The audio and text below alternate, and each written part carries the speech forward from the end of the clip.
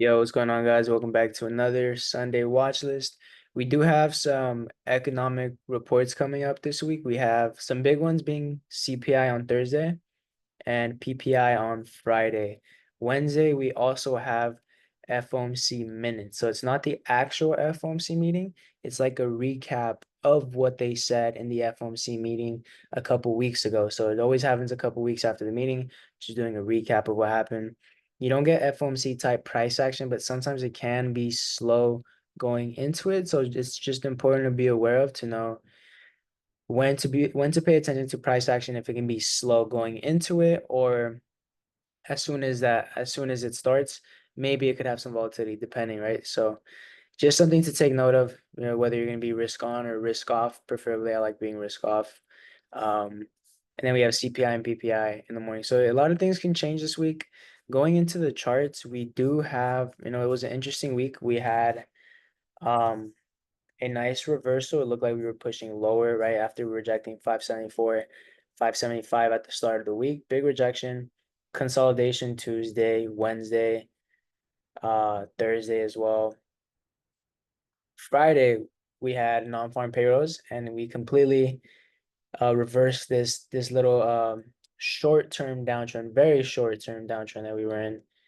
And we broke above, retested the trend line, held, and now we're pushing back to the all-time highs on SPY, right? All-time highs is up here, 575, 574 area. That's going to be a major area of supply to watch here. Key levels to the downside is probably going to be this 570, right? I don't want to be short unless we're below 570, potentially back down to, the bottom of the range, which is going to be like this 566, it looks like. Yeah, like this 566. But as of right now, based off of the way that this daily candle has closed, it's looking a little bit more bullish. Look, we held the daily 21, reclaimed the daily 9 EMA, and now we're pushing towards all-time highs. And the volume is rising little by little. So pay very close attention to 574, 575 on SPY. That's a daily bullish hammer. It looks like we may get that break and retest above it. Some other names are looking strong as well. I'm going to cover some of my favorite setups, but this is the game plan for SPY. As simple as this: 575, reject or break and retest. 570 is going to be like that mid-range pivot level. Whether it stays above, I can see us pushing higher. If it gets below, then it's probably going to push down to the bottom of the range. This is just range trading, right? Going into QQQ, let's try to keep this one very simple as well. Let's go into the daily chart. Daily chart, we have broken, I'm sorry, we have formed a bullish, it's called a dragonfly doji. Treat them like bullish hammers in a way. It's just a much smaller head, but it looks like a bullish hammer. We have broken above this supply here at 44, 45. And yeah, we reclaimed that. Big level is this 490 is next. Let's go to the 4-hour chart. Notice how this was a big supply from back here. Reject, reject. Above that pushes to 487, 490. So, I mean, right now, I want to see us potentially bounce and hold, break and hold 484, 485. That was our recent, kind of like this area, I'd say, like 44, 45.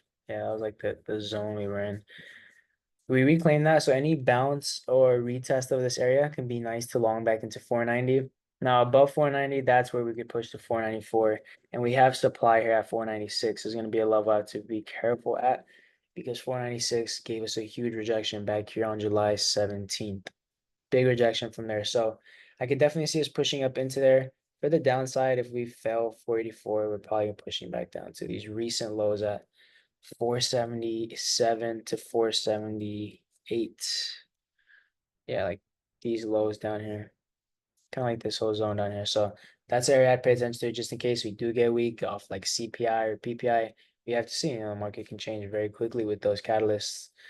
Going into individual names, my favorite name. I made about 1,800 on this bounce on Friday. Beautiful bounce off 165. And on the daily chart, we have this gap fill up to 174.5. So we have a gap fill to 174.5. Very strong candle here. And I want to see a retest of this recent high that we just broke. This was a big area of supply. This 168. this 168 to 168.7. Look how aggressive we reject every single time. Reject, reject.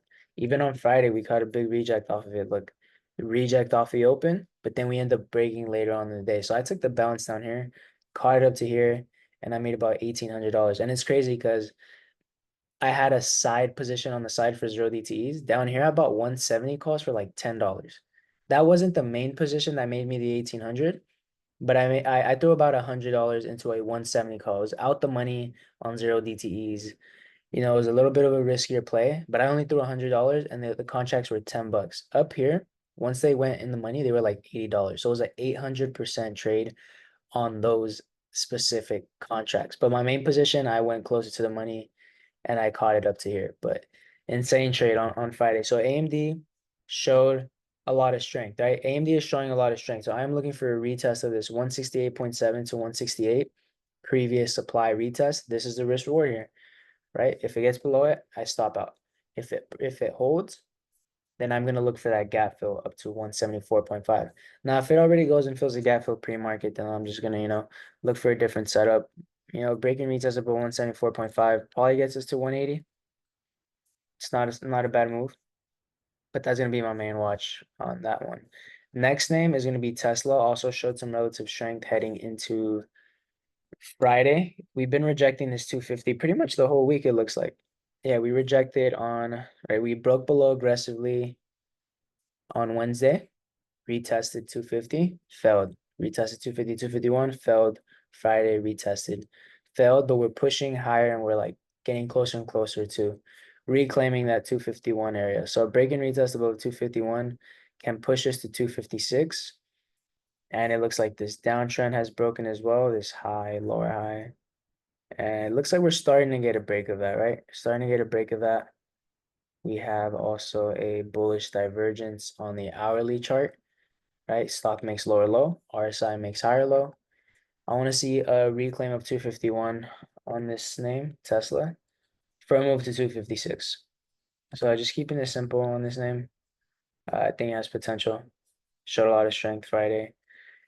Other individual names, NVIDIA looks really good as well. Probably a push back into 127, but I'd want to see it hold like this area down here. If I'm saying like this. 120. Oh, it already hit that area. Like 122, as long as it already retested that area. So I'd wait on NVIDIA a little bit longer. Other individual names I'm going to be watching is going to be, where is it at? Meta. Meta is approaching 600, as you guys can see here.